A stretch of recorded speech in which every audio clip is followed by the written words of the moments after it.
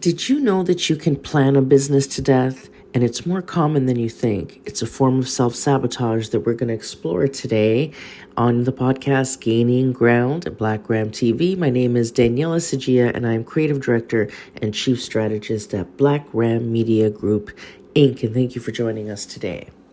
So, why would people sabotage their own success? You've probably heard already a million stories about why, right? Sometimes it's the fear of success, fear of failure, maybe the new venture or pivot you're making in your business, this new product or offer that you're working on is intimidating because it's outside your comfort zone.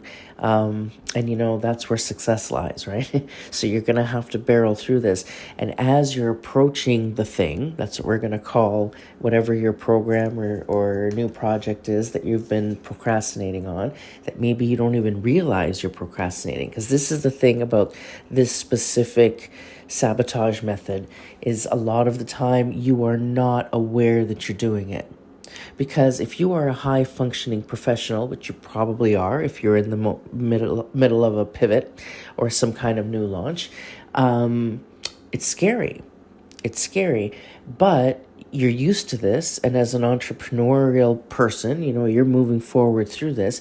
So you wouldn't necessarily distract yourself with gardening or watching TV and not do the thing, because then you'd be beating yourself up and you've moved past this. So what your ego really will do is it will distract you with busy work that seems incredibly important. And the first layer of that, if you think of, Dante's rings of hell, so the first ring would be emotional stuff. So your personal life, things are unfolding, you have going through a difficulty where you just lack motivation or energy. So you have this great idea, this great inspiration, you just can't lift yourself into doing it. And because your spouse got you mad that day or is getting you down, or your parents are in the way or whatever. So you're going to find every excuse in the book as to why that day you couldn't take a step towards achieving your goal. And then we get into a habit sometimes of planning things to death. So this is where you get caught up in minutia to not actually launch your product. Okay, so the first one I see, or one that I see the most often, is getting hung up on aesthetics. So you know what you want to launch, you have everything set, you know what you're going to charge for it, you have all the details, but should you make the headings blue or green? And I don't have a logo, and you get caught up in the color schemes and the whatever, and you make it so complicated that you don't end up doing the thing. And the problem when you get caught into this habit of, getting obsessed with aesthetics, is that you can have endless ways of needing to change it, because there's no marker that says, okay, you've reached that milestone, you can move on to the next thing. So your taste could be evolving all the time, and you will, how many, especially if you're doing courses, right? How many posts how many classes am I going to have? In what order am I going to teach the stuff? And you make it so big and complicated. How am I going to promote it? What are the ads I'm going to do? And you make the to-do list so huge, you don't start it at all. And aesthetics is a really easy way of adding all these things to your to-do list that are really not necessary. And let me give you like a practical example of that. So I subscribe to a coaching program for personal and professional development, and it's not cheap. Okay. And so I pay sometimes hundreds of dollars, and they charge, some programs they have are thousands of dollars. And so when you're watching one of these replays, like, you've invested a lot of money in this, and you'll get on their website, and when you're building out your website and through a template, and they have like these little text boxes that are all in Latin, and you're supposed to switch those out to your own copy. Well, not only do they not do that, they don't even bother to delete the text boxes. Sometimes I still see the template pieces in Latin there that they just never even bother touching. And there's the replay. Now, I'm someone who builds websites as one of the services that I offer. So you can imagine my reaction when I've paid hundreds of dollars to get on this website and whatever. Do you think it's ever stopped me from buying another course? I have bought so many courses from these people, and the faux pas that they make aesthetically or on their website, I could care less, because the information they give me, the value that I extract from those courses far exceeds, these little faux pas, like I said. So I don't even care. And I'm someone who does this for a living. So you would think that that would disqualify them in my eyes, but it really doesn't, because they're so amazing at what they do, and what they offer me is so important and affects my life so much. I could care less about the window dressing. And so if you are sharing something that your skill set is serving somebody, right? You're trying to meet a need in the market. And if you're so good at doing that, that it's going to make life easier for somebody. This is something the market needs, because if it didn't, you wouldn't be doing it. Would you think they care about whether your headings were blue or green or what font you used? As long as they can read it. I mean, there's tips, we can make it better, and over time you can tweak things, right? But initially, just launch the damn, pick a color, we can change it later. Just launch. Pick a font, we can change it later. Just launch, right? And then if you're in sales, one of the sabotage things we see is the obsession with data collection and how it's presented. So let's say you have to call 250 hair salons, right? So you look it up on Google, or you buy one of those registry lists or whatever that gives you everything. And so now you have these things in front of you. And now you're going to say, well, I'm going to make a database of all the numbers I'm going to call. And I'm going to make it really pretty. So I'm going to spend a day doing that. And then I'm going to spend 3 days copying and pasting everybody's information from Google to the database. And then I'm going to call. Now, if you had just started calling the numbers you were seeing come up, you would have gone through that lead list, and this horrible task you're procrastinating on would have been done, and maybe even could have got you some sales. But instead, you know what? I'm going to format my database so that if I can search it alphabetically, I can search it whatever, and that takes another day now, right? And you're still not calling the clients. So all these but you feel busy, right? You feel like you're doing something. Oh, I've been working on my project all day. I'm building a database, right? So you could tell yourself you're busy. You could feel good about it. But really, at the end of the day, what you're not doing is generating revenue.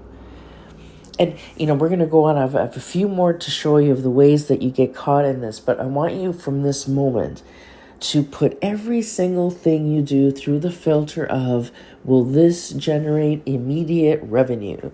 So if you have 10 things on your to-do list, I want you, because sometimes you don't know which one to do. Some people say do the hardest task first, or get the easy ones out of the way so you can feel like you accomplished a lot, and then that'll, empower you to do the big one. Or what I do is I've stopped doing both of those. I go through my to-do list and I say, which is the one that's going to make me the most money quickest? And I work in that order.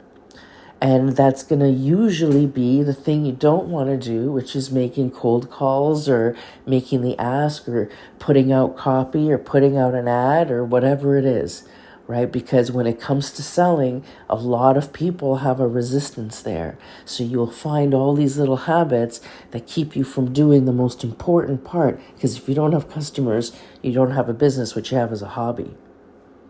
Now, courses. Let's talk about courses, because a lot of people with expertise want to put out webinars, and so they should, and teach courses on these things, because what they're teaching is truly of value to people. Courses have changed my life, right? And they're a great way to earn some revenue, especially if you're trying to diversify your profile.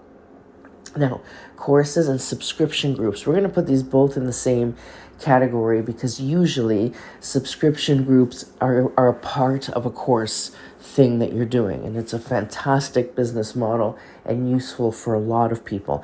And this could be applied to any area of business or life. So the potential for growth in this market is quite large. You just have to find your people. But people that are doing courses or subscription groups, that's an intimidating thing. You put out a call to action, right? And you're hoping people sign up. Well, what if only one does? So now you've promised them this great group of supporting each other or whatever it is that you're building, and they're going to get on your group and there's only one person. That's scary as hell, right? And you know that the build might be slow. It's complicated in your head. Okay, so I have this group. What do I do with it? Now I got to think about what I'm going to talk about every day and where I'm going to fit this in my schedule. How am I going to advertise this? And what am I going to teach? Oh, so now we're going to talk about how the delays start, because this is now you're intimidated. So your brain says, how can I put this off? Because I don't want to feel this. So now you're going to say, okay, I know I'm going to take a course on how to do a course. And then I'm going to buy the template. So I got to save up for that. I'm going to buy the template that shows me, I have to write the syllabus and what the milestones are and what I'm going to teach, in 15-minute blocks, and, what material I'm going to, supplemental stuff. And then, of course, I have to design the handouts. Of course, I'm going to give them handouts. So then I'm going to design these fancy handouts and all this. Oh my goodness, the things we come up with to complicate the delay of the course. And of course, you're going to say, which I hope you're not going to say, and if you do say this, we're going to stop this today, that you say, well, I'm not even going to advertise my course until every last handout is done and my entire syllabus is ready and my website looks perfect and I buy a set for me to be recorded in front of. And then I have to take these profile pictures and PR pictures for Insta, so I have to save up to get, the photographer, and before I do that, I got to lose 20 pounds, right? And I have to get my hair done, so I got to save up. All the delay. And you're saying to yourself, until I know every last word of what I'm going to teach, I'm going to keep delaying. And you know what's going to happen? You're going to be like so many that invested in the website or the funnel and the whatever, and it's just sitting there because you'll never let it be finished. Stop overcomplicating it. Launch the damn thing. So what you're going to do there, okay, is you're going to start promoting it now. And this is, and I know that sounds scary, but this is what's going to make you actually do the things you need to do. And all that fancy schmancy stuff is really not necessary to teach a course. You can really simplify it and do, a very decent, first round, and then improve as you go. Release handouts as you go. Every year it's a new and improved version of the program. So this way it stays relevant and it stays fresh. So, but that doesn't mean you don't start now. You do. And it's as simple as a Zoom thing, right? You're going to have your group, and every day you're going to give them some inspiration. Every once in a while, you're going to go live when you get a great idea. You're going to give them accountability challenges, maybe, in whatever area you're talking about, so that they feel, what, she reminds me every day to stay on my game, and she's giving me these great tips and, awesome inspiration. And then they find value in your group. And then you record your Zoom sessions and you post them up on your half-assed website, and off you go to the races. And then as you start generating revenue, you can start improving the course and outsourcing services so that you have the stellar website and, whatever else you want to do, if you even feel it's necessary at that point. And another way that people get caught up is, your public profile and your social media. Like, I don't know how to do social media, so now I'm going to watch 100 YouTube videos on how to grow my social media page. And again, I have to wait for the pictures. I have to lose 20 pounds.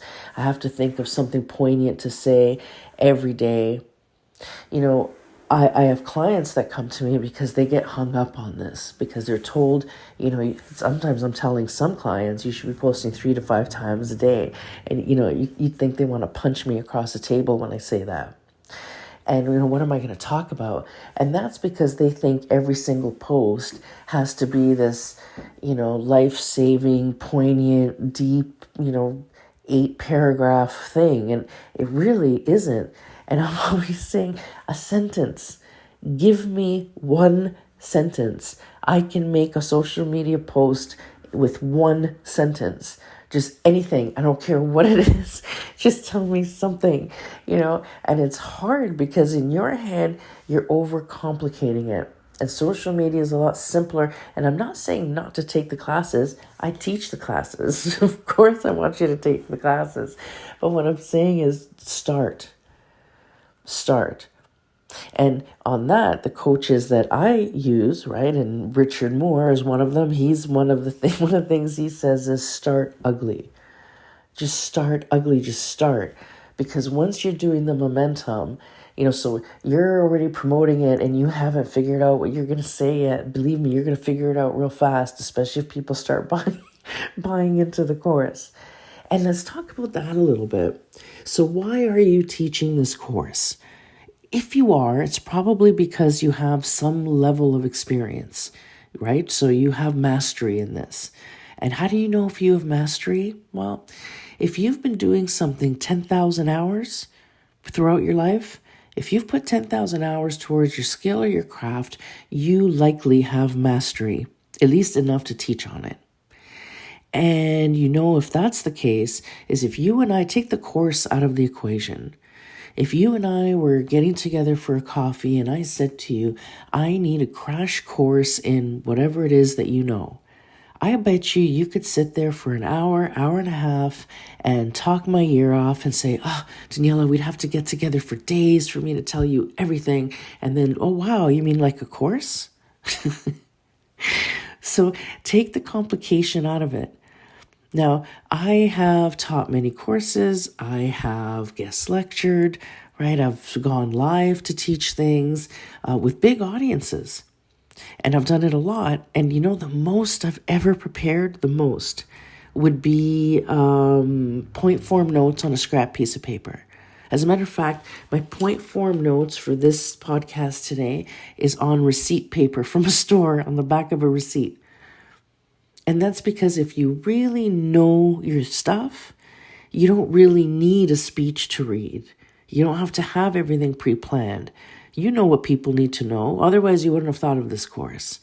And so really the prep that you need, and I'm not saying to limit it to this, but I'm just trying to shake you out of the thought that this is going to take a month in the woods. I need to be in a cabin by myself for a month with no cell phone. No, you don't. You need a good cup of coffee and a really comfortable chair, and you just need to sit down for 20 minutes. 20 minutes. How many classes do you think this was fair to do that I could get all this in and make enough money that this is worth it for me and for them? I don't know, 3. Okay, 3. So how do I break down what they should know in the 3 classes? What's the basic foundational stuff? Boom, boom, boom. Okay, that's class 1. Class 2. What's the next step for these people? Bang, bang, bang. Done. You can bang this out in a day. You can bang this out, I bet you, in an hour. Honestly. So just do it. And then once you have it, now you're ready to teach the course. What do you need? Zoom? Find a blank wall. Preferably one that has a nice color that complements your skin. Make sure there's decent lighting. And I'm not talking about I have to wait for my ring light to appear from Amazon. No. Open the lights that you have, get a brighter bulb. You could do that in a half hour and you're good to go. So just talk. You don't have to read a thing. You don't have to make sure that, you sound like Maya Angelou. No, you just need to sit there, look at the screen, pretend we're having a cup of coffee, and tell these people what they need to know in order to, ease a pain or succeed in whatever area your expertise is in. That's how you provide value. My favorite coaches don't have anything fancy. They've got a wall that has some funky wallpaper behind it, and they're well lit. Half the time they teach their classes while they're in the car. You know how many times they've recorded stuff while they're driving somewhere, and those have been some of the most meaningful classes I've ever seen. When you know your stuff, you could teach it from anywhere. So what you just need to do is stop complicating it and stop delaying your social media and your outreach and your posting. I can't post until my LinkedIn is perfect and my LinkedIn profile has to match my Facebook page and I need the perfect picture. I have people that I see that in order for them to do a live or a video that they should do, it's like, well, I'm not having a good hair day and I just don't feel like I'm not up to it. I have to wait till I'm up to it. Those are the self-talk things that really mess you up. Especially when you have complexes about your physicality. People don't care. That's not why they're watching you. They're watching you because what's happening between your ears is of benefit to them. So don't get caught up. That's the whole aesthetic thing. That goes back to that, where you treat yourself like you treat your website. You're never quite finished. It's never quite ready. And it was probably ready a long time ago, or at least it could have been. So your message today is to, as my coach Richard Moore says, start ugly. Start ugly and just get it done. Get it out there. I'm doing this right now with a book.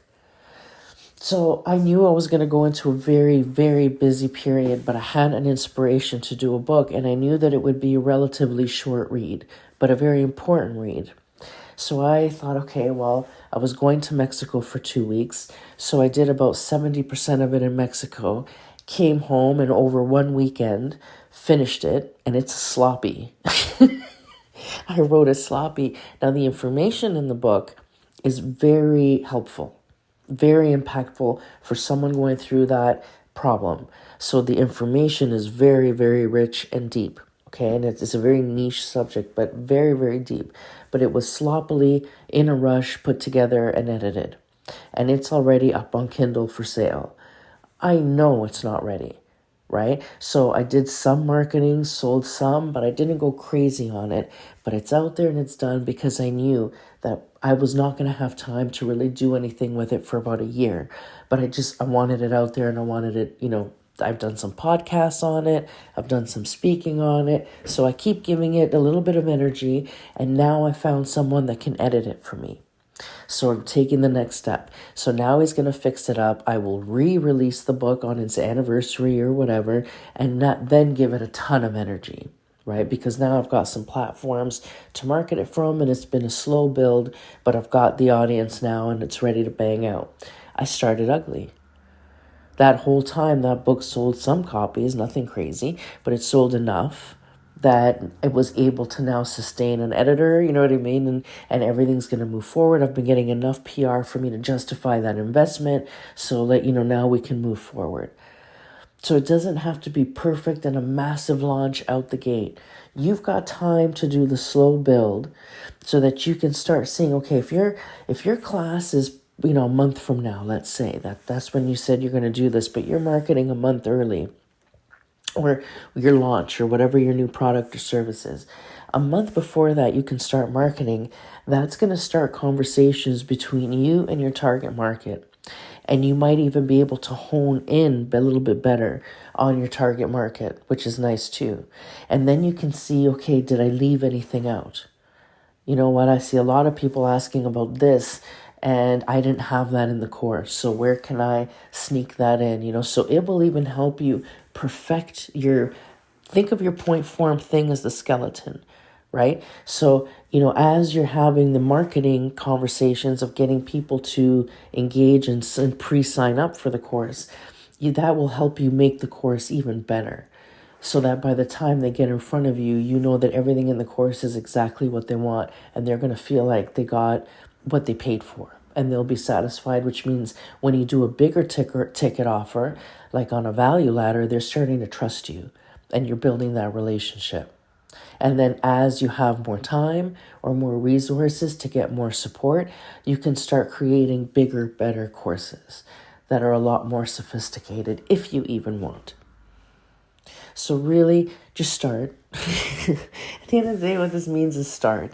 If one of your, things is you're going to have a subscription group, how about today, if you do nothing else, just create the physical group.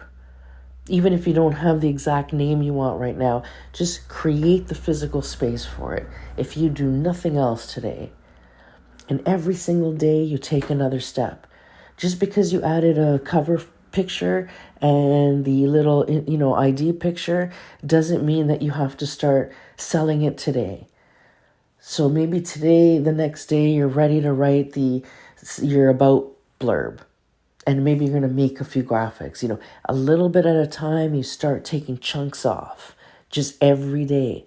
Every day, you've got to do something towards that goal.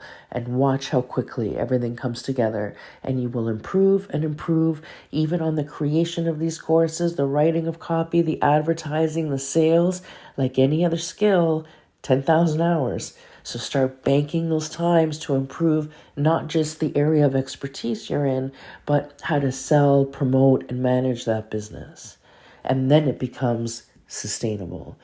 And when you are ready to outsource those services, Black Ram Media is here to help, so feel free to reach out. My email is daniela@blackrammedia.com, and go get them. So you've been listening to our podcast, Gaining Ground. My name is Daniela Sajia. Have a fantastic day.